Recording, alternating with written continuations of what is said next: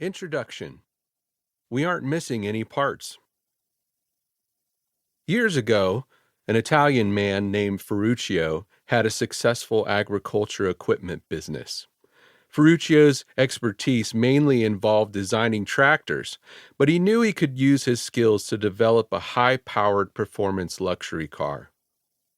At the time, Ferrari was the absolute standard, a well-known name in the industry.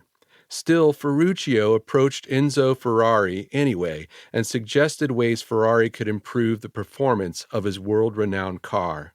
Ferruccio believed the clutch on the Ferrari was too small for the powerful vehicle. Clutches kept burning out, and Ferruccio saw this as a design flaw. Enzo Ferrari, insulted anyone would suggest his beloved cars had a design problem, did not respond positively to Ferruccio. Ferrari said, "You are a tractor driver. You are a farmer.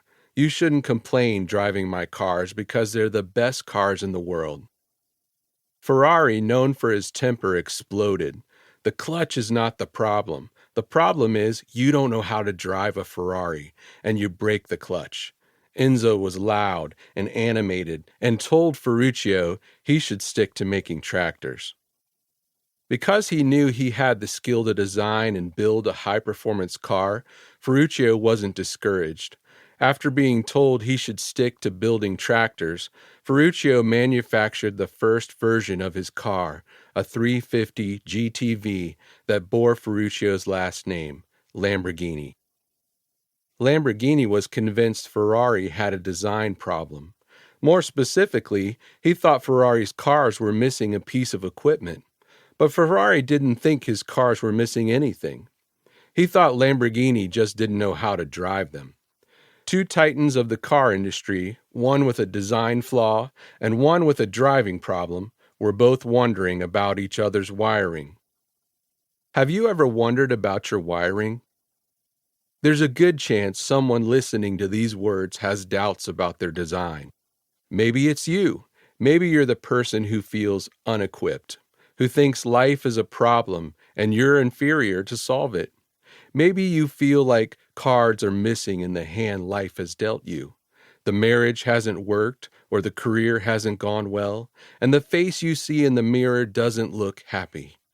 Less than confident, you wonder if you are missing something and ask yourself, is there something wrong with my design? There's also a chance someone listening to these words has a driving problem. Maybe your engine is on, your career is going well, your family is healthy, and your bank account too. You've never had issues finding first gear, and you're someone who has felt the fast speeds of success, but you have no idea how success is supposed to carry you to the life God destined for you. Unfulfilled, you stare blankly when life asks its biggest question, what's it all about? There's a good chance someone listening to these words is in a third category, because you have a disconnect.